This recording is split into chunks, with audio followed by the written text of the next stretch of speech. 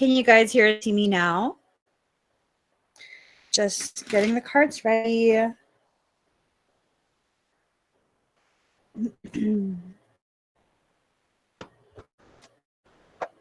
right. Can you guys hear and see me now?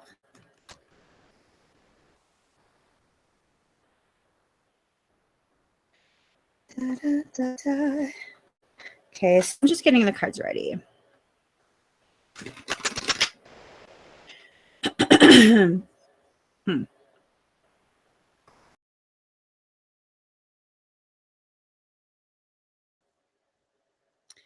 Okay, can you hear and see me now?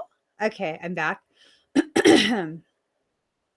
All right, so what I was saying is, does the energy feel different today for this live stream? Does it seem better? Like less icky? I can't go live off Facebook ever again. Okay. Almost ready. Can you guys hear me?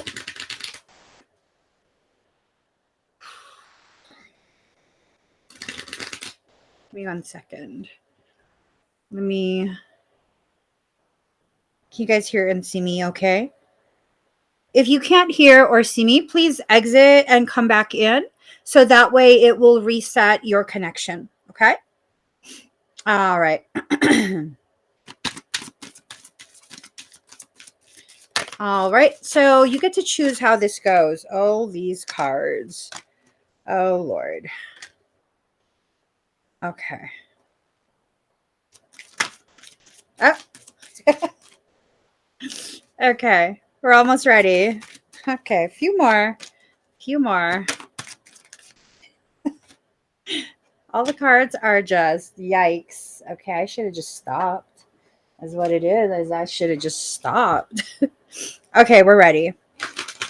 Let me just put this back in the deck. All right.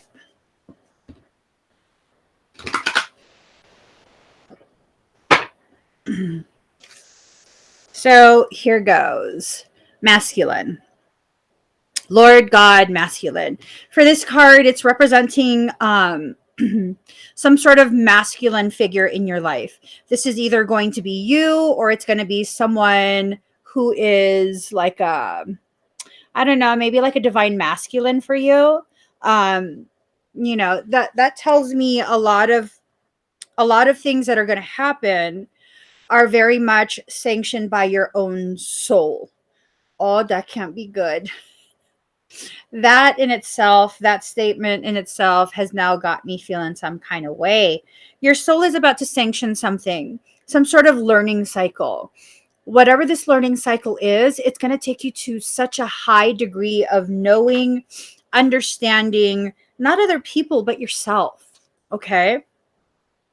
A lot of your spiritual growth is more to do about you learning about yourself than it is having to do with, you know, someone needing to be in your life, you having to have some obligation to another person. A lot of what we think of in spiritual terms really only ever applies to us, just us, not our entire environment, not our entire life, not everyone in our life. Okay. So you have to begin really making sure that the decisions you make have to do with you and your growth, not other people, not about controlling other people. It's not about making sure certain people don't enter into your life. It's not any of that. It has everything to do with your willingness to basically submit to the will of your soul. All right. So, Guardian.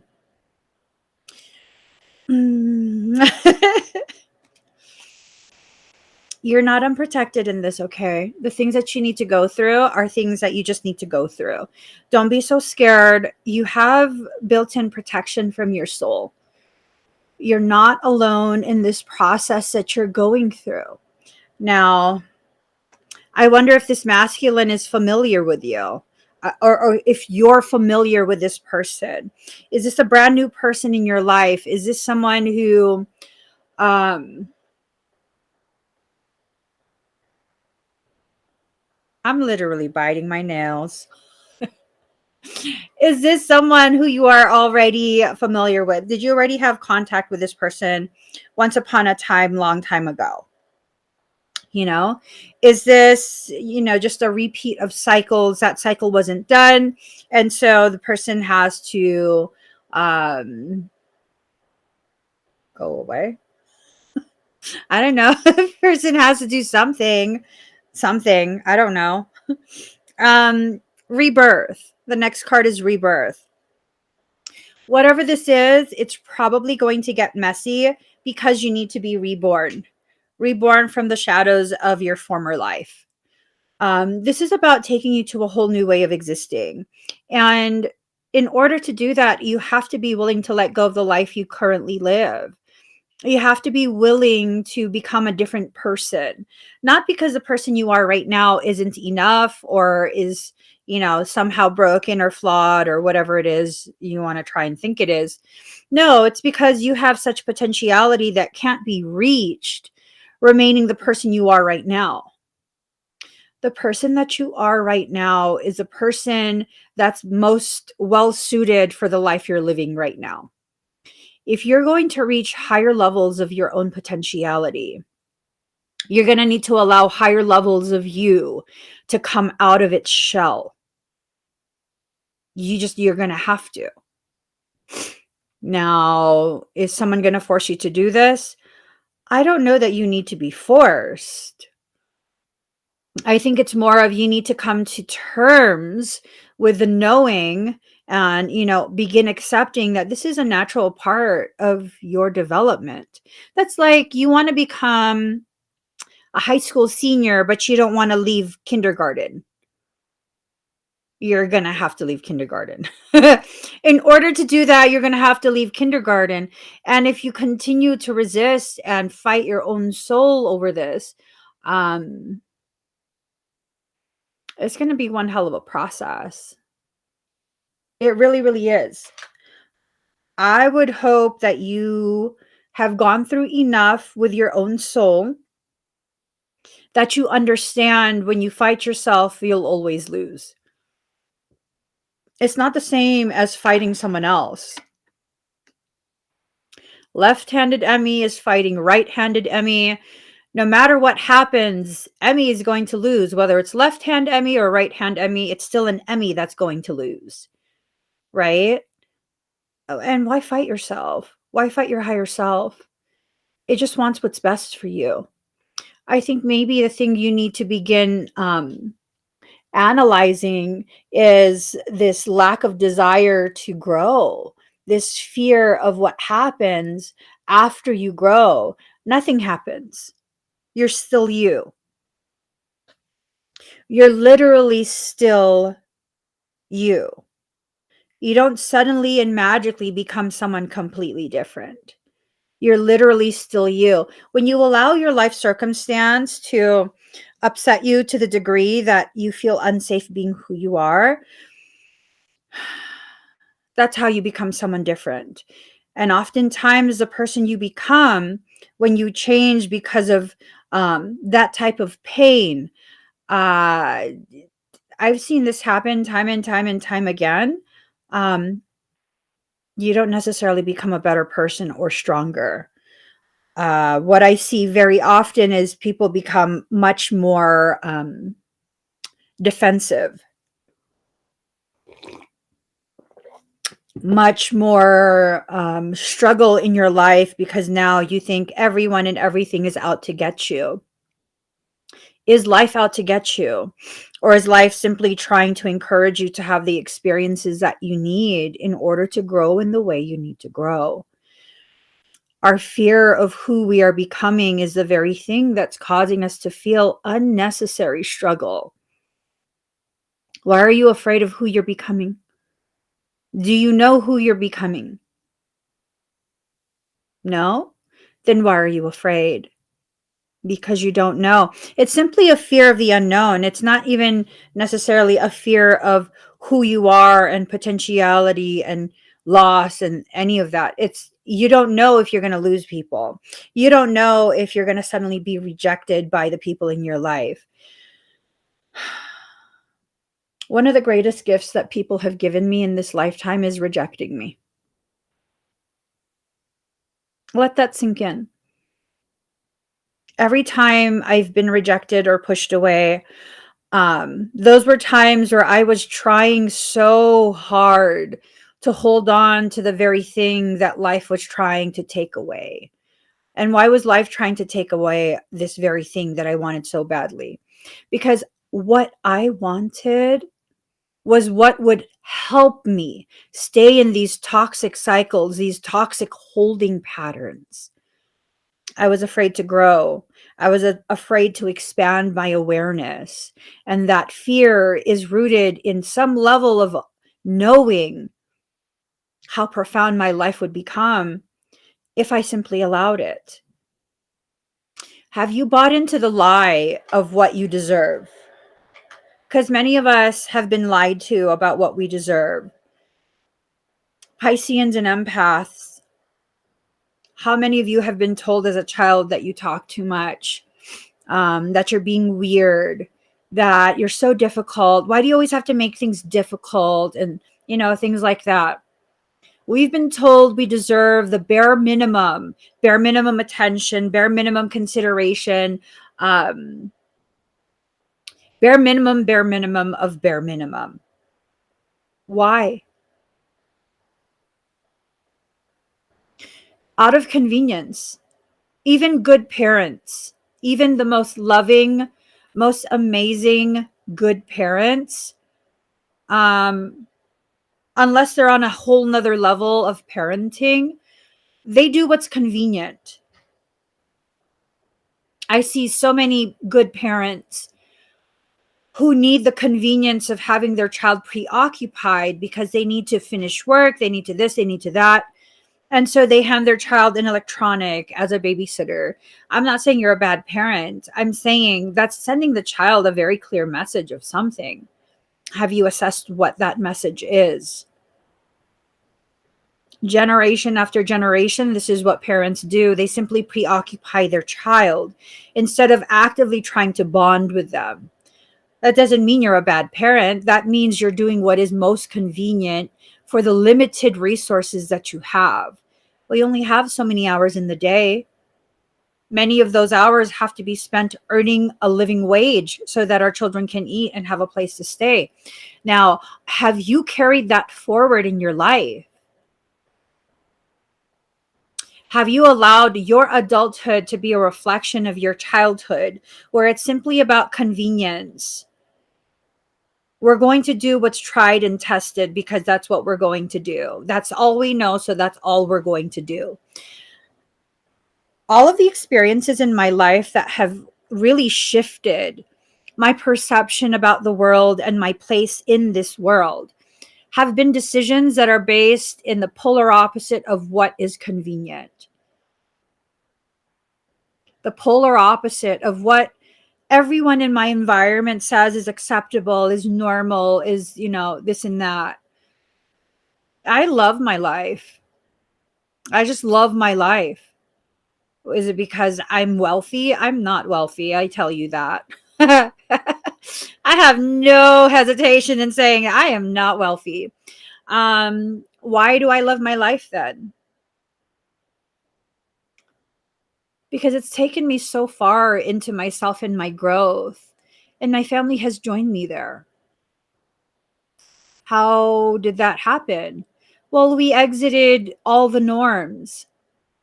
We left that all behind, and we began living in a way that was most beneficial for our family. It's a way that most people would probably be like, oh, hell no. We've homeschooled most of their lives.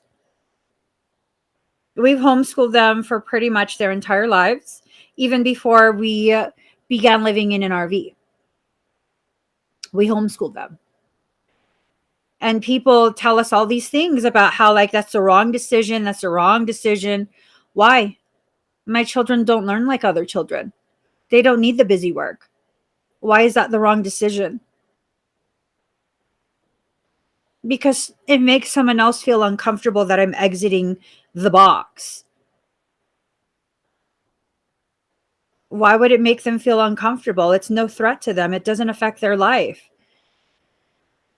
Because just like every other situation, they feel you don't deserve to have the kind of freedom they're too afraid to reach for.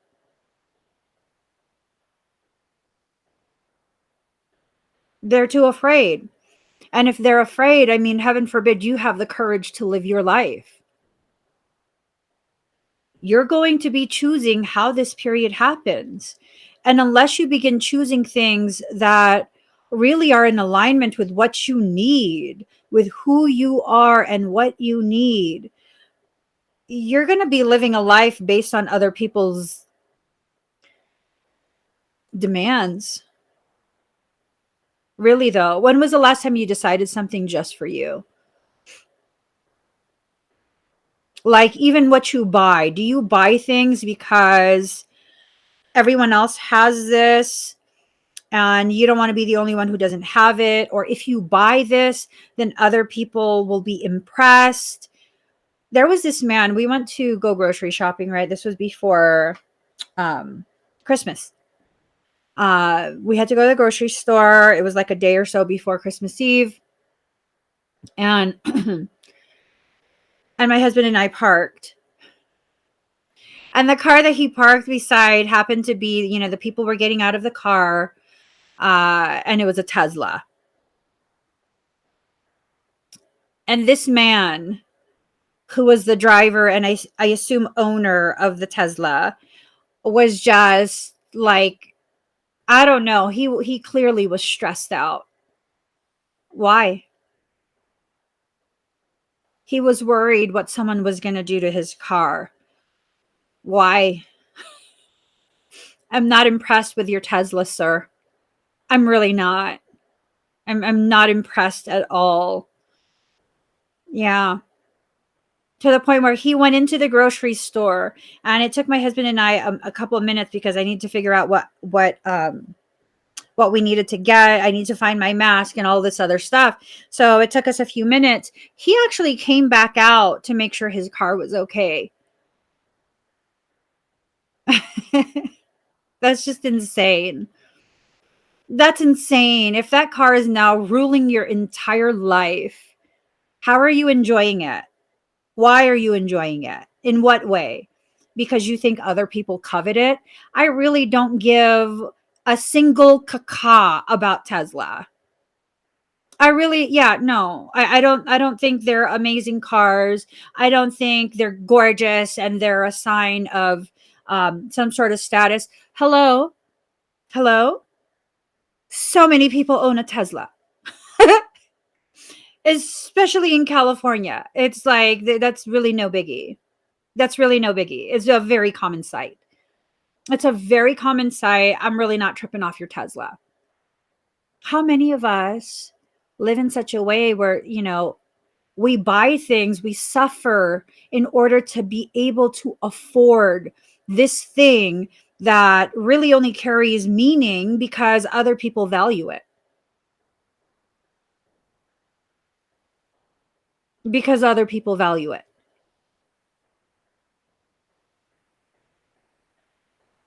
How many of us, it's our goal to own red bottom shoes and a Louis? Mm-hmm. Why? Why? Why is that your goal? Because someone else values it? Do you understand the history of that company? How many of us just love Chanel? It's a gorgeous, gorgeous brand. But do you know the history of Chanel? Do you? The woman who was the face of it. Do you know what she supported when she was alive? Look that stuff up. I'm just saying, look that stuff up. If you don't know why you value something, if you only value it because other people are valuing it, I mean, I don't know. I don't know what to tell you. But this is a period where that type of living is no longer going to be supported by your soul. It's just not. It's not going to be supported by your soul. And you're going to be brought across people's paths. And these people are going to be brought across your path where they're going to help you to understand the gravity of the way you're living, either by celebrating you or by challenging you to see exactly what it is that's going on. What's really going on in your life? Again, it's that repeating message of someone is watching you. Someone is paying attention. What are they paying attention to? What exactly are they watching? Are they watching your growth? Or are they watching you struggle to understand what you're participating in? Now, you're not expected to be all high and mighty and live this life where it's like you have to be perfect. You can never make a misstep. You can never allow your environment to affect your energy. Yes, you need to cultivate your own space and emanate your own energy, right? You need to have your energy be what comes out of you, not just a reflection of the energy you're in. But y'all, I don't know if you've noticed the live streams have been different the past few days. And I've been agitated, and it's very difficult for me to get through the live stream. I have more attitude again. And why though? Because I'd been live streaming on Facebook simultaneously as YouTube. And that's just a very toxic place for me. I was thinking the other day, I did expedite and I was doing so much additional stuff. Like someone, purchased a scan and now I'm doing all this energy work. Why? What are you doing, girl? That's not what this is about. Why? And I had to pause. After the live stream, I had to pause and be like, what is going on with me? Why is my attitude like this? Why am I so flustered? Like, I don't even feel at home right now. I feel really awkward and weird and uncomfortable in my own bedroom. It felt like I exited that sanctuary space that we created together. And I felt very raw, very vulnerable, very unsafe, very used, exploited, just like horrible things to feel, especially to feel as a woman as sensitive as I am. And then I realized, oh, being in the environment of Facebook, it totally just drags me right back to that place that I had exited years ago. Years ago. It was a very potent reminder of why I left in the first place. I wasn't run off of Facebook. I made a conscious decision to leave because I had had enough of the toxicity. I made that conscious decision to leave. And yes, the novelty of being able to live stream on so many different platforms all at one time was cool and everything. But how did that affect me? You got to begin analyzing, observing. How does the novelty of something affect you? The novelty of owning something from a luxury brand. It's just a novelty. And these people, I mean, y'all, I've been around all sorts of people. I've lived all sorts of different lives. And I distinctly remember at one point in my life, I was very young. I was a very young adult. And it was this thing of like, I'm investing in the quality. Okay. Yes, it costs more, but I'm paying for the quality. I used to be a little bougie thing. Okay. All my work shoes, I'm like, well, how old was I? Like 17, 18 years old. All my work shoes had to be via Spiga because those are work shoes. They look amazing and it's the quality, like we're all about quality. And no, I wouldn't buy luxury brand items and be their billboard. No, you could do a little insignia at the very bottom or something, or right there at the collar where it's very, very subtle. But I'm paying for the quality. $100-something t-shirts is a plain t-shirt. And the fact still is this. You might be paying for quality, but in 6 months, that's going to be out of style and you can't wear it anymore. So what does it matter? What does it matter? My entire wardrobe was ridiculously fabulous. It was fabulous, every 6 months. I mean, my entire living wage was being spent on wardrobe. Granted, I had the luxury of living at my parents' house for free. So I had the time and the means to squander and tell myself these lies if I'm paying for quality. When was the last time you overpaid for a friendship? Because you're paying in energy and focus, right? When was the last time you spent all this time and energy investing in a friendship that was nothing more than a novelty? When was the last time you put so much time and energy investing in something energetic that was nothing but a novelty? Because everyone thought it was cool.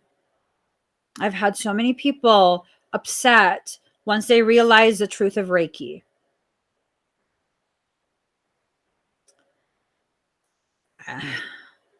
I don't know what to say. I've had so many people come to me upset once they realize the truth about twin flames. I don't know what to say. Like, did you waste your time? Well, I don't think so. No, Emmy, I wasted my time. Well, did you learn something? Did you learn about yourself and your value?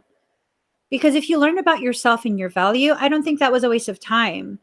If you were investing in someone else in the hopes of forcing an outcome without taking into consideration the reality of that connectivity, then yeah, maybe you did waste your time.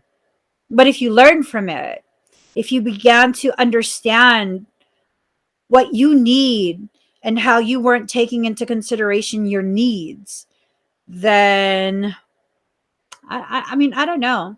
I think we all have to take the time to assess where we are within our journey. Ancestors, remembrance. You're being divinely guided by your own ancestors.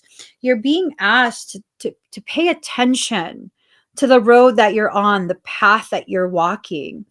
What are you missing?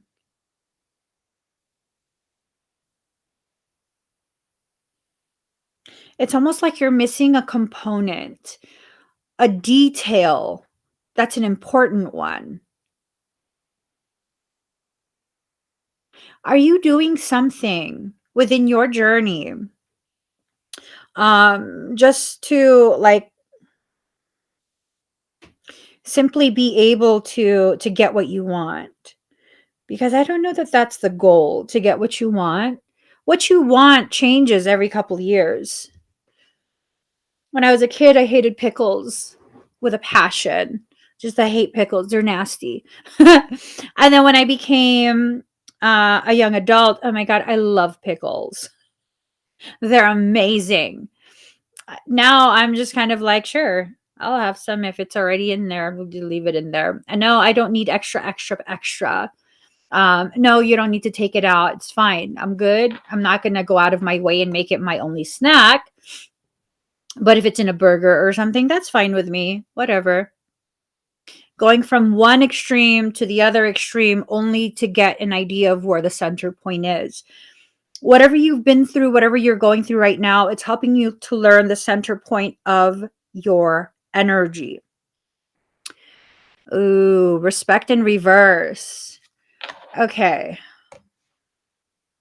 For someone, this is about you exiting an environment where you weren't being shown the appropriate level of respect. Respect and consideration. Oh, this right here. That missing thing is elusive. I can feel it, but can't catch it. It's a longing to live in purpose. And what if I told you, gaze, that missing thing is already contained within you, and you're simply seeking an external projection of the reality of what that elusive thing is. The only reason it's elusive is because you still potentially harbor a fear so profound of diving deep into your waters. Everything I've ever needed, information, power, courage, it's there in the depths. The deeper I go, the more of it I find. Here's the thing though. Thinking back on having been on Facebook for maybe a week, gosh, it was like having all of these harpoons just rammed into me. Harpoons attached to cords, attached to the floaters of life. People who just float along, have a fear of deep diving, and they don't want you to go any deeper either. Yeah. Part of the reason why I'm now so averse to Facebook is no one ever really wants to take accountability for their life and their actions. All I see day in and day out is people not taking accountability for the way their decisions have formed their lives. It's just, it's taxing. It's so taxing to the point where I don't even care if you're paying for a session or not. I just don't want to take it. I don't want to hear it. I don't want to hear it. I don't want you to continue purchasing extractions from me and complaining about this person infected you, that person infected you. And the reality is you still keep staying in the same environments that continue to expose you to infection. And at that point, it's like, what am I doing? Because now you're pressure injecting all of that into my life, having to hear it, having to deal with it. And you're going to get to a point where you're going to have to make a choice. What's more important to you? Being a good friend to someone else or being a good friend to yourself?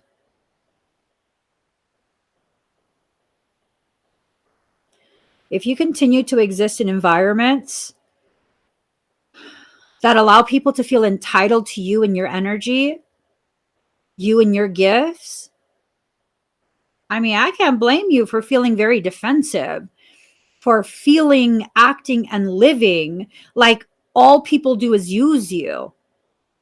I found myself returning back to that feeling of like, God, everyone just wants something from me. Why? Because that was already the established energy and dynamic on Facebook for me.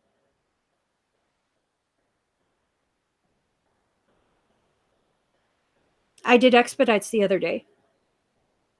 That's energy work and personal readings. I did expedites and I was live on Facebook and YouTube at the same time. How did that work out? Go back and watch that and look at the faces I'm making, because I can see comments from both platforms simultaneously on one screen. And God, people coming in like, hey, I want a free reading. I'm next. Like, no, you're not next. You're not next. There's nothing in the description of this video that says I'm doing free readings. Like, and it's not even like, oh, well, you didn't pay me. No, it's like, come on, stop feeling so entitled. There's all these people who have actually purchased something and they're patiently waiting. Stop feeling so entitled to me. And and then I have to pause and be like, is that really what's going on? Or do they see me and they see the old me, nothing but an overgiver? And then comes the reality of, why do I really feel this way? Is it because of people in the comments? Or is it because I haven't resolved all of this within myself yet? I haven't resolved it within myself yet. You know, I haven't resolved it within myself, and that's what I need to work on. So the people who are brought to you, if you pay attention, if you ask yourself the questions, you can begin to see how they are gifting you with their presence, the knowing of what parts of you still need your attention. I never allowed myself to heal after I left Facebook. Yeah, see, Maria could see it. She says, and you looked very stressed out, uncomfortable, irritated. I thought that you will end the live very quickly. I wanted to. I wanted to so badly. I wanted to end the live stream and just let you guys know, like, hey guys, people on Facebook, if you purchase something, look for me on YouTube. I'm ending this live stream. But I forced myself to go through it because I was like, no, I'm not doing that. I have to fully experience this and allow myself to be fully present. I let myself be irritated if I need to be. That's fine. I'll work through it afterwards. But I have to fully understand right here, right now, why I'm not going to do this anymore. It wasn't to prove to them that, hey, you're not going to, no, has nothing to do with anyone else outside of me. It has to do with me being fully present and fully understanding what I'm experiencing and how it's going to further affect the way I decide things from that point on. It's an opportunity to grow. So much of our growth is uncomfortable. So much of our growth is something that's irritating, inconvenient, something that will make you mad. You know what I mean? Oh, Lucky Smith. Yep. Yep. Lucky Smith says, no one appreciates anything for free, but everyone wants free stuff.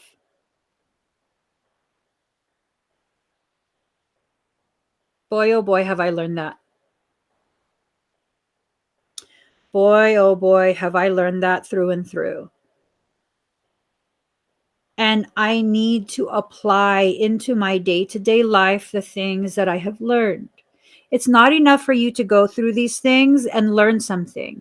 If you don't know how or when to apply what you've learned, that's not wisdom yet.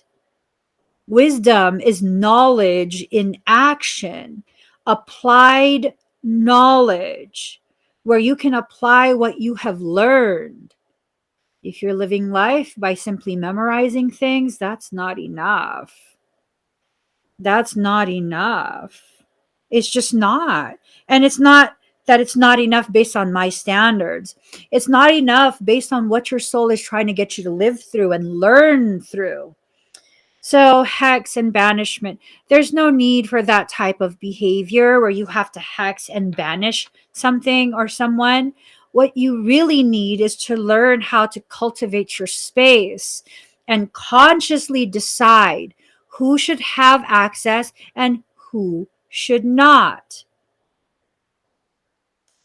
That's so hard.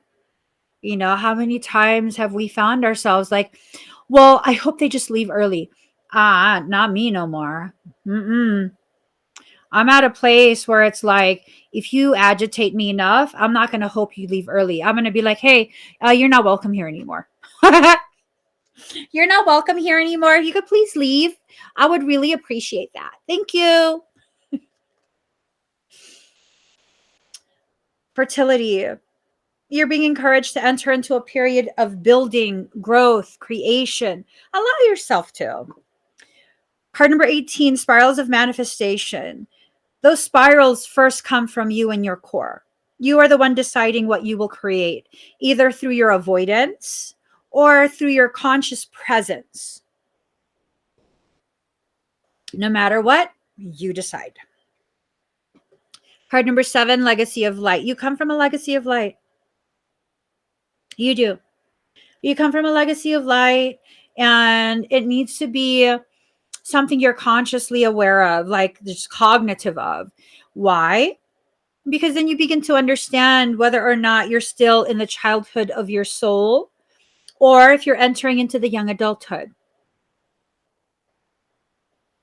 Okay? Are you still in the infantile portion where, you're a people pleaser? You're not a bad person if you're a people pleaser, but that's a very childhood type trauma response where you have to be excessively over explaining and this and that. And God, all these lessons coming back lately, past couple days. I had explained something to someone in a live stream and the possible ramifications. They had said something else in the live stream that, I have no choice but to assume that you really mean what you said, which, you can change your mind and stuff. But I found myself feeling like I had to over explain something after the fact. And then it became this thing of, no, I explained everything that needed to be explained. They've made a decision, which, I don't feel one way or another over the decision. And I just have to be like, okay. Because really, it's okay. It's okay. The people who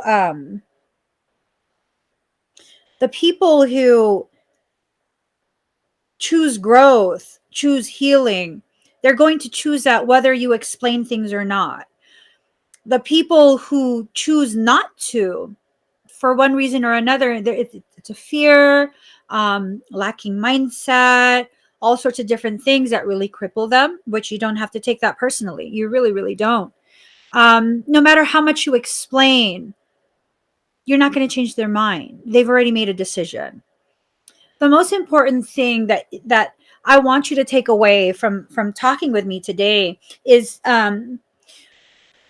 always respect the decision that people make. Okay? The decision of how to interact with you, the decision of how to regard you, the decision of whether or not they're going to respect you. Take that at face value and respond accordingly. Just like respond accordingly. Last night, someone who I've had a session with before, several sessions actually, they went on my business page on Facebook. This is how I know Mercury is acting a fool. I had not heard from this person for quite a few years. I wish them well, and that's that. And suddenly they popped up yesterday commenting on all my posts on my business page, like preaching about Jesus. First and foremost, I effing love Jesus. None of my work contradicts the man named Yeshua. Nothing. I believe once upon a time, a man named Yeshua existed in a specific region of the world. I'm not here to contradict that existence. But when you start talking in ways that basically disrespects everyone else's decision on what they believe and their spiritual path, yeah, I'm going to have to ask you to stop. Like, kindly quit. Stop posting all of these types of comments. Like, what, you're trying to convert me? Hello? Hello? Can you hear me? Yeah? I'm a Catholic, baptized and confirmed. What are you trying to convert me from? I'm already one of you. What are you? I'm sorry. Are you trying to convert me to what?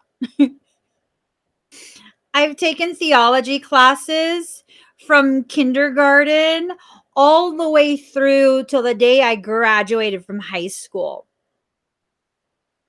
See what I'm saying? My behavior is more Christ-like because Christ, Jesus Christ, the person you're trying to emulate, never tried to impress upon another his beliefs. Never. As a matter of fact, he was executed for not following the popular belief at that time. He went against the Pharisees. I'm going against the popular belief right now that I'm not allowed to question. I'm not allowed to exist organically. I'm not allowed to embrace the gifts that my God has given to me at the time of my inception into this physical plane. You either believe that God is omnipotent, omnipresent, and omnipowerful, or you don't. Because if you believe all of that, then you will know without a shadow of a doubt, I exist because God created me the way I am. I cannot usurp his power. I cannot. And let's take it a step further. Let's take it a whole mother effing leap across the pond further. Jesus was a Nazarene, an Essene. The Essenes and the Cathars are the ones who were the keepers of the teachings he was spreading, the teachings that went against the teachings of the Pharisees.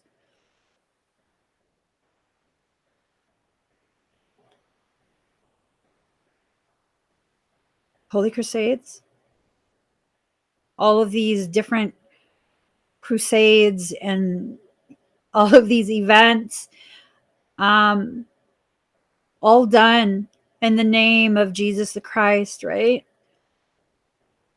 Did we forget what was done to the Cathars and the Essenes, the very people of Jesus, the ones who helped him to learn?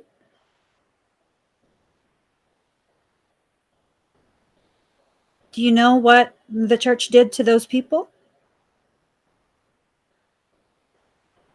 Most followers of the Christ, they don't even know about the Essenes. They have no idea that Jesus was a Nazarene. They know Jesus of Nazareth, yeah, because he was a Nazarene. That's how he identified. Yeah, see, that's the thing. It's so easy for people to begin behaving in such a blasphemous way. Such a blasphemous way. All in the name of the one who was treated as poorly as these blasphemers are treating other people. Jesus did not hang out with the elite.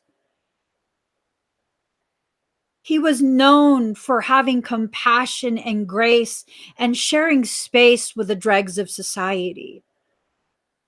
That's what he was known for.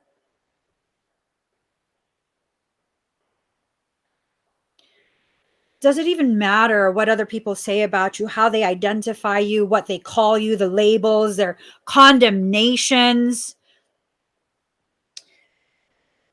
What is a hallmark of parasitic behavior? What do I mean by parasitic? Demonic, full on demonic. What is a hallmark of demon behavior? Their willingness to impress upon another their distorted belief. Yeah.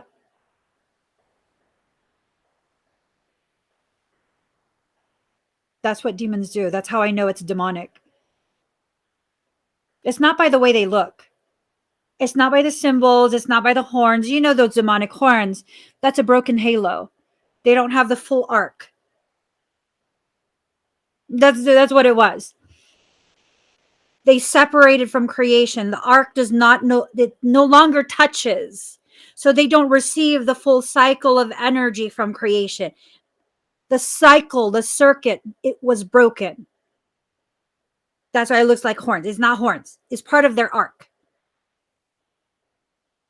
So the moment you begin to think that you can be the mouthpiece for creation, the moment you begin to impress upon another a will you know nothing about, because really humans, spiritualists talk about how, lower vibrational beings. We are the lower vibrational beings. Stop. For real, I'm not joking. We're the lower vibrational beings. Y'all didn't know that, huh? We're third dimensional. The grunt demons, the bottom of the barrel demons, are fourth dimensional. They're a higher level than humans. Oops.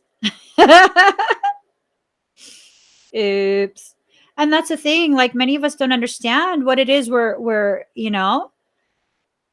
many of us don't understand what it is that we are doing to other people. But see, if you're the one that's being done to, if people are doing things to you, you have an obligation, not just to yourself, but to the other person, to step into your full Christ consciousness, compassion for self, and make it clear, hey, your behavior is not acceptable. The manner in which you are regarding me, approaching me, treating me, it's not acceptable. It's blasphemous. It is blasphemous. I was told art is not a job. What is your job? Oh, Karen. Karen says, hold on. I was told art is not a job. What is your job? Guess I better notify those that bought it and give a refund because it isn't work. It changed my heart immediately. No. Return your heart back to its proper place within you. Never allow someone who does not understand the gravity of your existence to dictate to you what your existence is. I've had far too many people attempt to dictate to me the gravity of my existence, or more accurately, their perception that my existence has no gravity. You can perceive whatever you want. I dictate my worth. I am not to be given away for free. I will no longer offer myself for free. What does that mean? Does that mean I have to be paid for everything? That means I decide what currency is used as payment for the gift of me.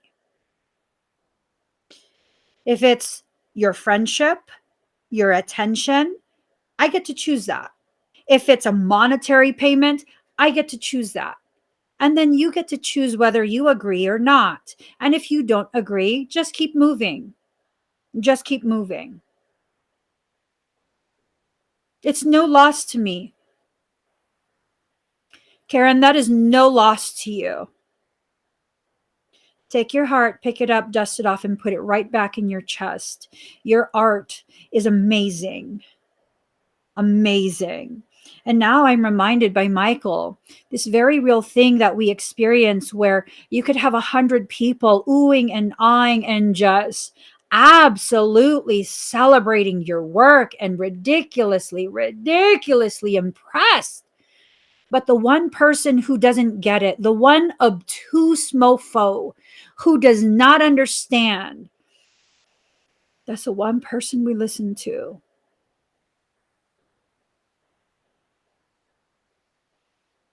No, we are not a byproduct of someone's trauma.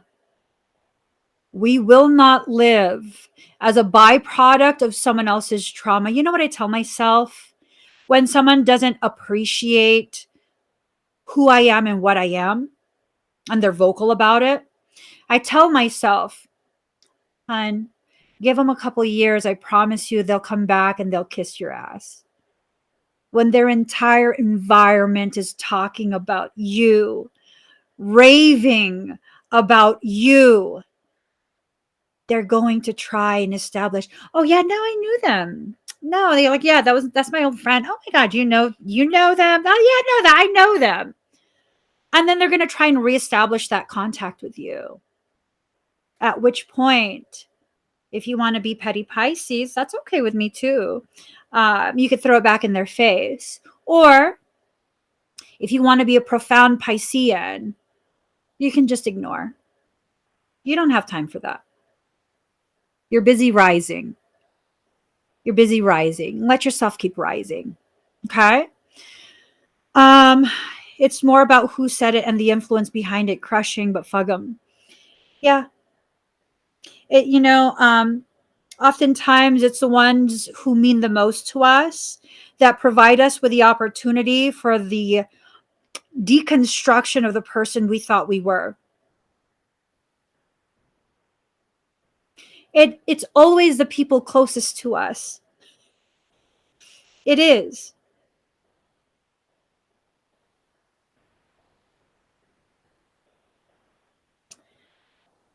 It's always the ones closest to us.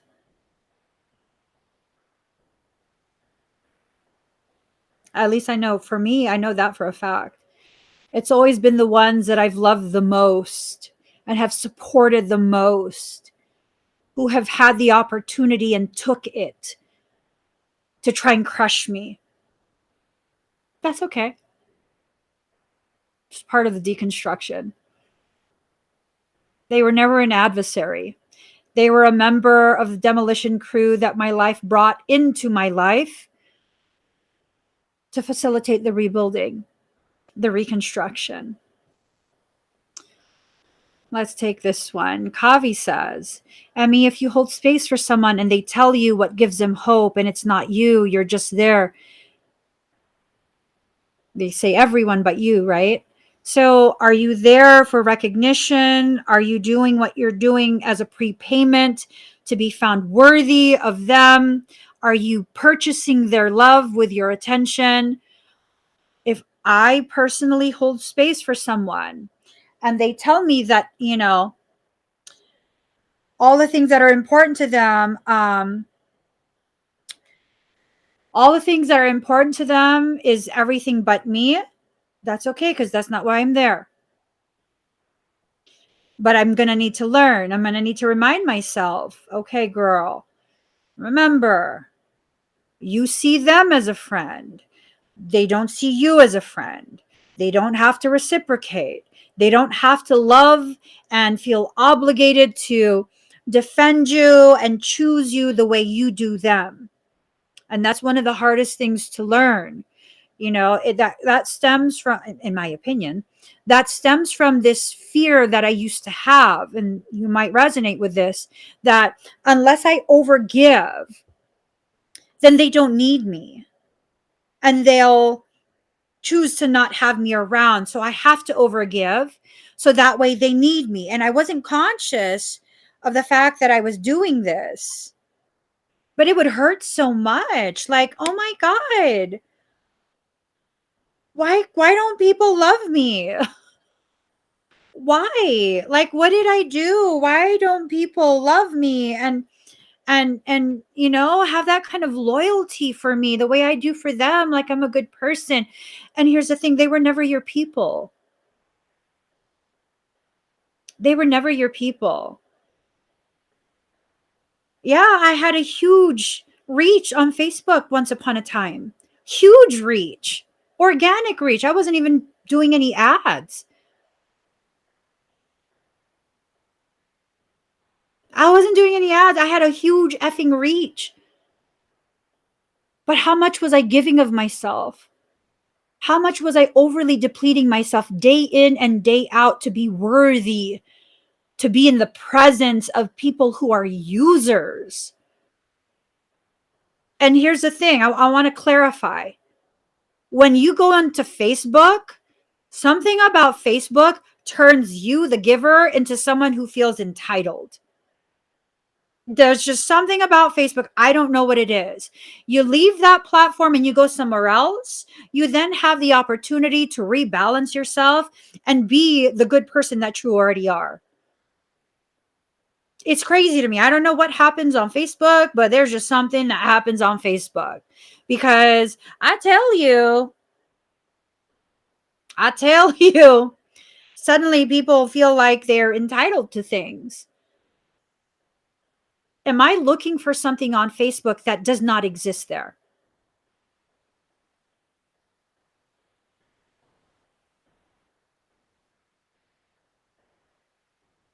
Am I looking for the type of love that I deserve? A community of people who allow me to be me and can understand the value of my authenticity.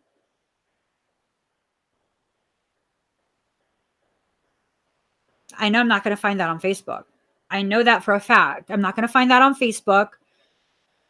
Facebook needs to be utilized as a business tool, and that's it. Use it in order to spread the word for projects that I have. It's not a place to build a community.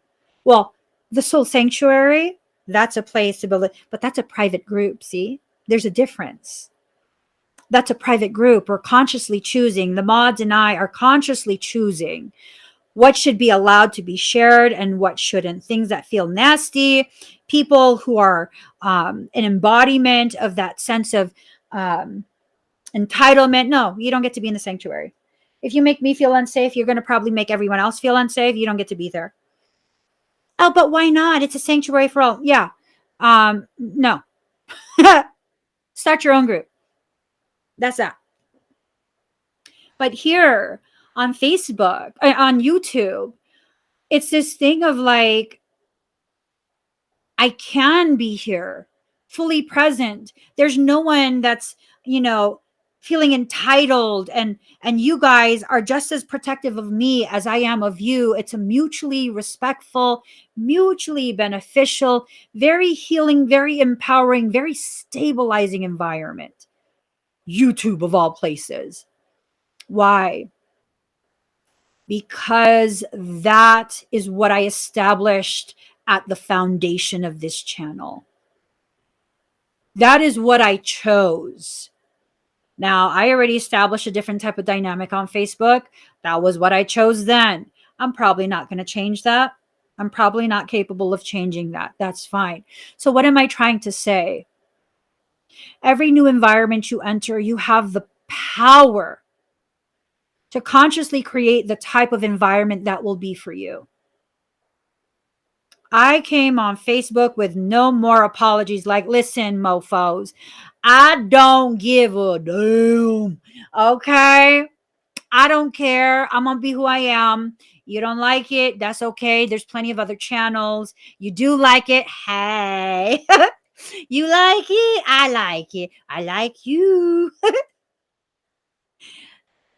Whatever it is you choose to establish is what will be established. What does that mean?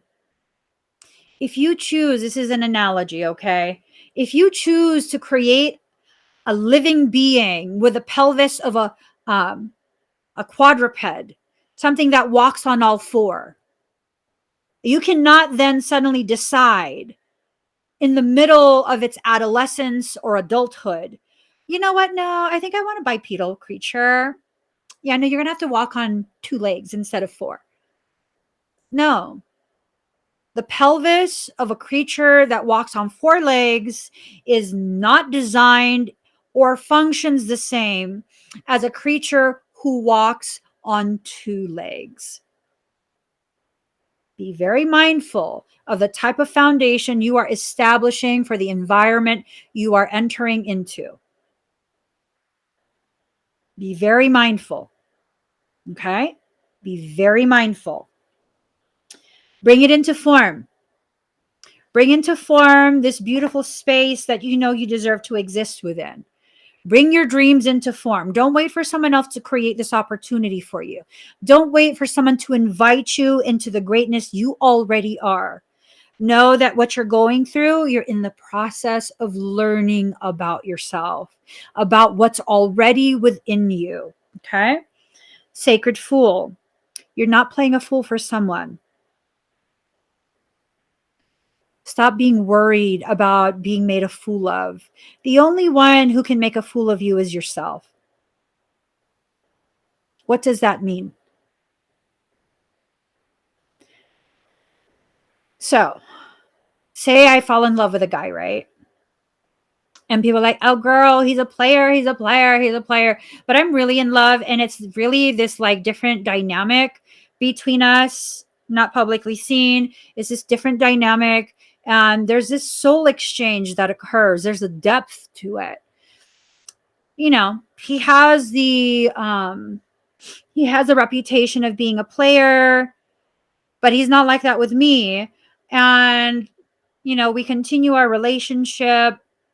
And then after a year, you know, our time together is coming to a close. We've learned everything we need to learn from each other, with each other. The relationship is ending. That's okay. Of course, it hurts because I was in love, but they were also in love.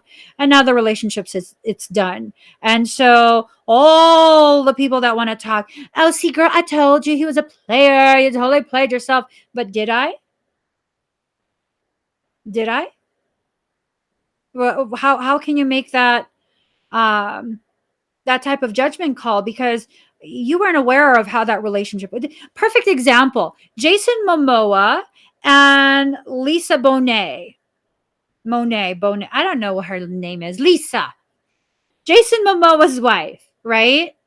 Oh, we hype that ish up like, oh my God, they are couple goals. They're going to be together forever. Like, because, oh man, the way they branded that ish, like, oh girl, that's amazing. Oh, I saw a video yesterday. He was juggling her and his ex fiance for several years. That he finally officially broke it off with his ex fiance only a few months before she gave birth to their oldest child. Wait, what? And then I think like a year ago or something like that, he was observed, I think outside of some event or some sort of bar, very friendly with that ex fiance, hugged up. Uh, was that really couple goals? Or was that so beautifully marketed? Know what I'm saying? Was that like a very amazing job at compartmentalization between public persona and private life? Everyone's perception is this thing of like, oh my God, they're both ridiculously wealthy and they live this organic, vegan, spiritual life. Oh my God. And they're so gorgeous. Apparently, while he's out filming, he has to be on a strict schedule and FaceTime her at specific times and go to bed at a specific time. And if she FaceTimes him and he does not answer, you better answer or you better have a damn good What?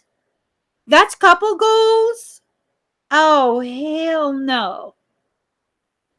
Don't let people convince you you're playing a fool because you're following your intuitive urge to either get to know someone or push someone away. I had the opportunity to develop a professional connection with someone with a huge audience and celebrity clients. And I'm like, I'm good. I mean, they're a good person. They're nice and everything. They are. But I'm just good. It doesn't feel like it's my type of flow. Like I'm just, it doesn't feel like me. It doesn't feel like something I'm drawn to. Again, they're a nice person. They are. That could have done so much to truly launch me, send me into this accelerated trajectory of global reach to a whole nother level. But I don't want to, though. I don't know. It just didn't feel like it was something that I needed to experience with that person. When I'm meant to be seen on that level, I will be. I don't need to force it or chase it. I will be. And I had people tell me like I was stupid for not pursuing that. Not pursuing what? The work that I'm meant to do with people, it will happen. I don't have to pursue anything. It will just happen. And when that work is done, then it's done. It's just done. You're not playing a fool for anyone. You're making decisions, and the petty ass people in your life will make you feel as though you chose the wrong thing because it wasn't what they would choose. Well, first and foremost, did you even have that opportunity presented to you? No? Okay, so you can't even tell me that I'm wrong because I didn't choose what you would have chosen. And you don't even have that opportunity. It's not part of your destiny. So you can just quiet down and have a seat. You might need to tell people that in your life. You might need to. You might need to remind them. Um, See, you don't even do the work that I do. So I don't expect you to understand like the logistics of it, the nuances of the industry that I'm in and the work that I'm doing. And I don't expect you to understand that, but you're going to kind of need to be quiet already because you're talking about things you don't know. Yeah. Sometimes people will talk about things they don't know because they like to hear themselves.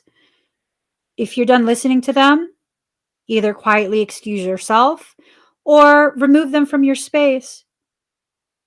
And that's that. To me, it's a very cut and dry type of thing. Oh, but Emmy, what if they're family? Well, if they don't treat you as such, what's the loss? When my husband and I made the decision to leave California, because at the time, California itself was making my children extremely sick. And then came the whole thing of like, but everyone you know is in California. Like, why would you leave? Like, all your family is in California. And we had to have a very real conversation. So first and foremost, are we losing babysitters? No, we don't. I don't ever ask anyone to babysit our kids. Even if I have like an OBGYN appointment and I'm going to have a pelvic exam, I bring my kids. I don't have babysitters. You know, that they were all very small still. Everybody got to stay in their stroller. Okay. The older one has to hold the baby for like 5-10 minutes. You're just on the other side of the curtain. You're literally in the room with me. And then came the thing of like, okay, who comes to visit us and how often do they come to visit? Because we live about 30-40 minutes outside of the Bay Area. Okay. To people in the Bay Area, all our family, that's Narnia. That's too far. So what are we missing out on? We don't use babysitters. No one comes to visit. We don't talk to anyone on the phone. And now all of a sudden, because we're leaving, oh, we're being bad relatives? Because how are they going to? Mofo, you didn't visit me when I was 30 minutes away. You think I care? You think I care that you're not going to be able to visit me because now I'm 3 hours away, 13 hours away? Like, you didn't visit me when it was convenient. I really don't care if you're not going to visit me when it's not. Like, people need to remember what other people's place are in their life. And you best believe everybody was up in arms about how could you just leave? Oh, you didn't know I left last week. We left last week. What do you mean? This is not even up for discussion. You're such a removed part of my life. You didn't even know we left. We left last week. We've been talking about this for 2-3 months. You call me a week after we already relocated? Yeah, no. You don't get a say in my life. You just don't. If you're not present as things are being discussed, you don't get to then dictate how I'm going to rearrange my life to accommodate your expectations because you want the comfort of knowing that I'm conveniently there should you need something. Because really, for some of these people, I was the one babysitting for them. I was the one picking up the pieces for them. I was the one holding their households together for them. So, that's it. They won't be able to utilize me in that way anymore. Yeah, we can still be family. We can still be relatives. There's no need for me to disown you, but there's absolutely a need for me to recognize this is not a mutually beneficial thing. And so, no, I don't need to keep considering your needs. You know, and that's just that. That's just that. That's when you're playing that fool for someone. When you think, oh, they're going to miss me. No, they just don't want to pay a babysitter. Are you babysitting for free?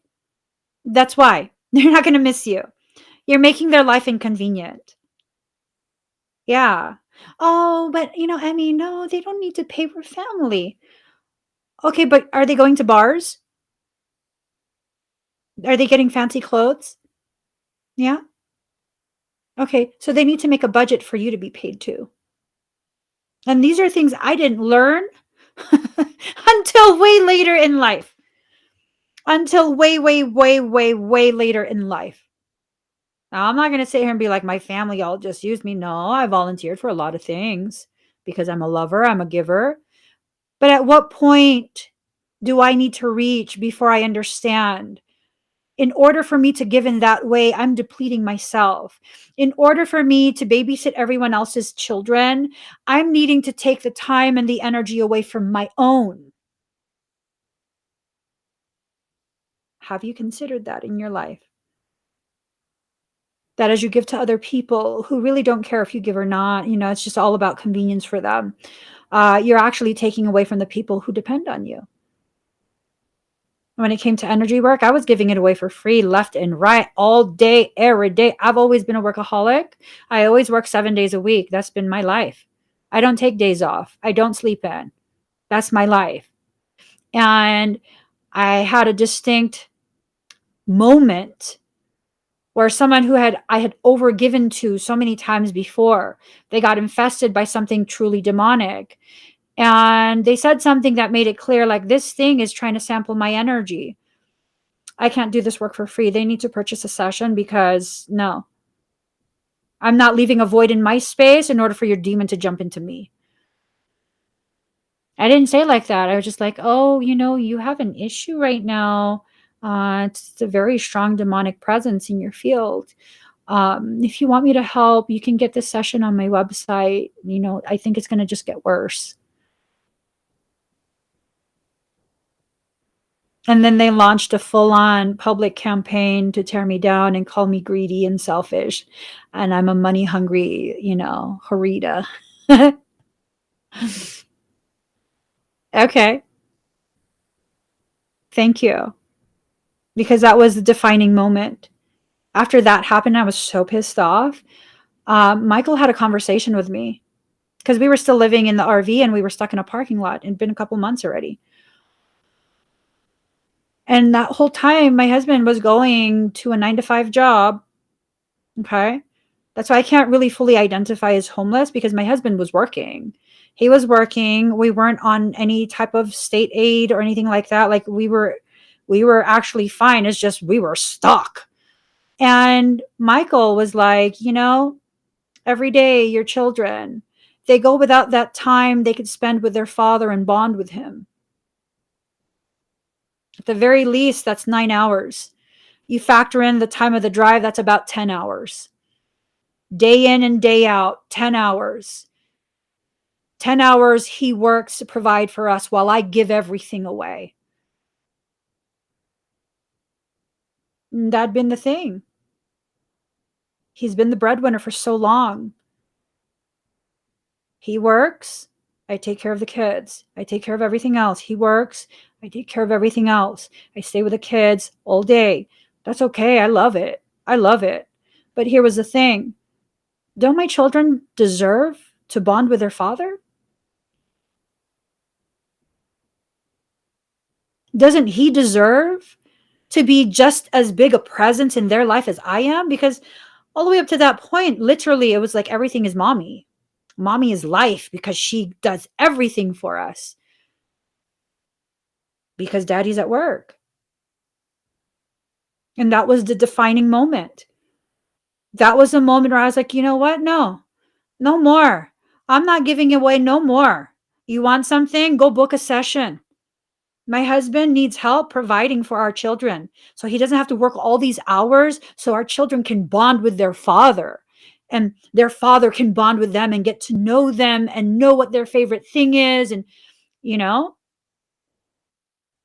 sometimes the demonic things that you go through are really just guiding you back home to yourself. I still identify as a stay-at-home mom. My husband is a stay-at-home dad. We work together on our company. He knows every nuanced detail about our kids. They're all best friends. They're literally all best friends. He knows exactly what shows they watch, the characters in the shows, the storylines, their favorite colors. He knows when their favorite food changes, even the nuances of you want your bacon a little more crunchy. Oh, no, he likes it a little soggier now. It's a beautiful thing. I had to make that choice, though.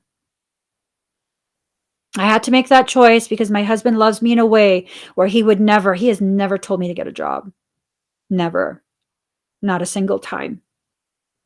As a matter of fact, now, because I'm the one that is doing the primary work, um, he's over here like, you sure you want to go live today? You don't want to just sleep in? You sure you don't got to do exercise today? Let's just hang out.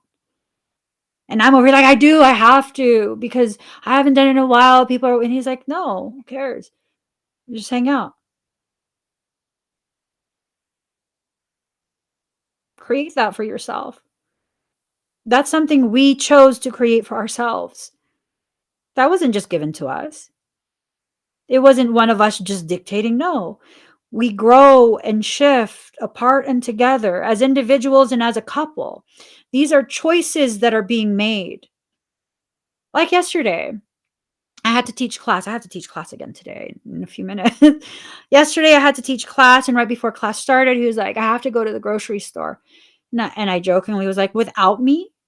And he's like, you have to teach your class. And I was like, you can wait until after. And then as class started, my class is doing a recorded meditation. And I text him, like, I don't want you to have your whole day like all stuffed up and backed up because you had to wait for me. You can go grocery shopping without me. I was just joking. Ask me if he went without me.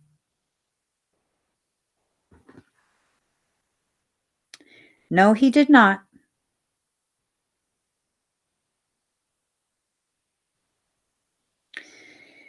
He did not.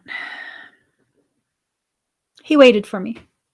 He texted me and he said, no, I'm waiting. You're coming with me. I'm waiting. Yep. What a beautiful, beautiful thing. What a beautiful, beautiful way to exist where you are totally valued. Your company, and not just what you can do to benefit them, but your company.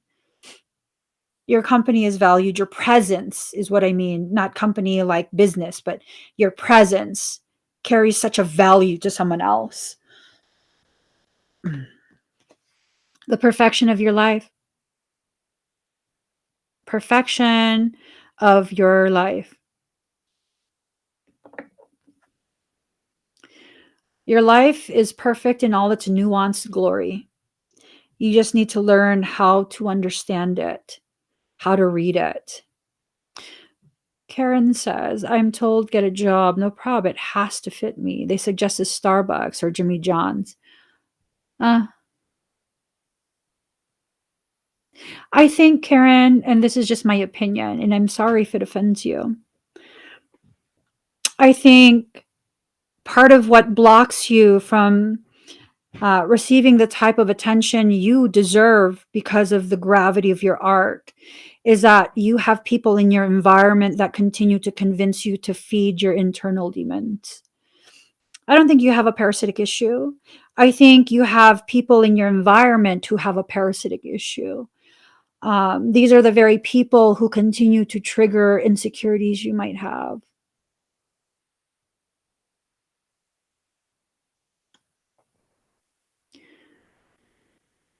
Become rebellious to what they say. Take your work to art galleries, have an art show. Your work is profound. Profound. Start contacting local galleries. Create an online gallery, convert them to NFTs. And when you become ridiculously wealthy, because finally your art is being seen by the proper eyes that can appreciate the gravity of what you create, I hope you share none of it. Not out of pettiness, but because you deserve to keep it.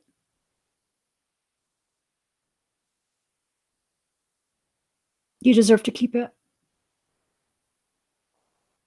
It's okay for you to understand what you deserve and to act accordingly. Card number 20, softly, softly, the tender touch, allowing yourself to be gentle with yourself, to speak softly the truths you need to hear, you know? Card number 2, inner trust. Trust yourself to know the path you need to take. The path you take is a wilderness. There's no paved road. Okay. There's no paved roads. So just flow with it. See where your soul takes you. Card number 34, in the world, not of the world. You're in the world. You're not of the world. You're here for something so far beyond what the world has seen. Back in the day, people couldn't understand why I had to be so weird and so awkward and just, I'm not meant to fit in. I'm just not. Does that mean I'm supposed to be on a pedestal? No, I don't like that either. In my eyes, pedestals are created to tear down, to raise you up so that people have a better view of what they're going to tear down. So then what's my goal? To remind you you're my equal. So we can both strive to achieve the things we came into this life to achieve. Why? Because I don't see you as competition. Well, why not? You think you're better than me? No, I think I'm different. I don't think it, I know it. I'm different. I can't feel the purpose you feel, just like you can't feel the purpose I feel. So I know you wanted to argue, but I don't have anything to argue about. Oh, you just want to be right. No, I know I'm right for myself. For you, I have no opinions. You're not a part of my life. It's very simple to me. Because the people who are part of my life, they don't have those types of conversations with me. The types of conversations they have with me is like, girl, you're working too much. Girl, don't get down on yourself. Don't get hard on yourself. Like very supportive, very loving, not enabling at all. They can call me out on my own BS. They can tell me like, girl, stop it. So other people's opinions. Well, I mean, if you're not a part of my life, why do I even need to consider the blasphemous things you're saying to me? I'm a child of God, mofo. Oh my God. Card number 13, power of attraction. You're attracting to yourself the, situations that you need in order to become as rebellious or as compliant as you need to be with your journey. It's up to you how you're going to live your life. People don't get to dictate to you anything. The only time someone is able to dictate things to you is because you've allowed them to think they have that type of proper place. No, mofo. No. No. No, you don't. No, you don't. Card number 24, new birth guarded vigilantly. So it seems like you have someone who is a mirror of you, and you guys are both going through this birthing cycle. You guys are both going through and reassessing the way life is, I don't even think my family is my family. There's so much that's gone unanswered, and I've always been the one going against the grain. In this moment, I'm alone, and it's rough, but it's peaceful. So Samantha Chaos said that. Samantha says, I don't even think my family is my family. There's so much that's gone unanswered, and I've always been the one going against the grain. And this moment, I'm alone, and it's rough, but it's peaceful. So maybe you're the tool of creator within your family unit. Maybe you're the one that was sent. Maybe you're the one that was sent to help smooth the edges. Who knows? Family is so much more than common genetics. I have different types of family now. I have my relatives who share the same blood. And then I have my inner circle family who knows me so well, who creates such a safe space for me in my heart. And then I have you guys as family who help to empower me and provide a space that encourages me to be more of myself in public view. It's a beautiful thing. There's different layers and levels to family. It's not just the traditional sense. Card number 21, beyond the mind, the heart beats. So that's 2 twin cards. This is, you guys are mirroring each other's thing. You guys you're in the same process. One is probably experiencing much more pain than the other because their rebuilding was a little bit delayed, maybe by a few years. So maybe you've already had a remodeling done a couple years back, and you're kind of just little tweaks here and there, whereas they're in the process of demolishing the whole kitchen. So card number 42, the word wants to be written. I don't know, write a journal. I don't know. I'm not good with personal communication. I'm good with public speaking, but like you try and have personal, private conversation. I'm not good at that. I'm very awkward. Card number 22, she feels, she knows. I know this, Mang. I know this. I know this about myself. It's okay. Okay. So Yod, Destiny, Jupiter, Abundance, Mars, Force. There's going to be something that you fight for. This is part of your destined path. Whatever it is that's going on, it's something that's going to be profound. You need to be heard. You need to take action. So the Mars card is the Emperor card: battles, adversary, competition, sporting events, rushing, defense. It's about challenges, excitement, noise, others having battles, other people baiting you, being bullied, confronting bullies in the family and the job, defending the position you've earned. See what I'm saying? I have learned it is okay for me to defend myself, and something even more profound than that. I have learned I don't need to continue to choose to exist in environments where I have to defend myself. Bada bing, bada boom. Just saying. You don't got to do that. All right. So Jupiter, it's a wheel of fortune, a change of luck, high ideal, sense of purpose, the strength to go on. So yeah, it feels like this has to do with the twin flame stuff. Yeah. Moving on to better things, greener pastures, fortune, the lifting of obstacles. Humor, being kingly or queenly. Spirit quests. And then, this part of your divine destiny. Okay. I got to get going. I got to prepare for my class. I mean, I'm ready, but I got to do some stretches or something. If y'all could please give this video a thumbs up, I would really appreciate that. Please share it out on your social media. Hashtag M Evolving, tag M Evolving, whatever social media you're on. I'm pretty sure I'm on there as M Evolving. I am still on shadow ban here on YouTube. Hey, I'm a little too honest is what it is. I don't go by their program. I don't care. So please help me out in that way. I really do appreciate you guys. Please give this video a thumbs up. If you haven't already subscribed, please subscribe, turn on that notification bell. Join me when I'm live. You guys, I'm live every day, 8 a.m.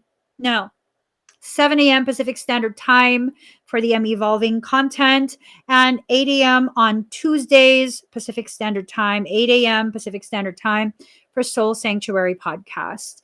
I'm across all social media, M Evolving or Soul Sanctuary 23. And with that, download my podcast. I'll see you guys tomorrow. Bye, everyone. Oh, actually, I'm going live later today to do expedites, and they're going to be focused on Mercury's fluffery. Okay, we need to correct Mercury out of hand. So go check it out. I'll be live today at 4:30 p.m. Pacific Standard Time here on this channel. Love you guys. Bye.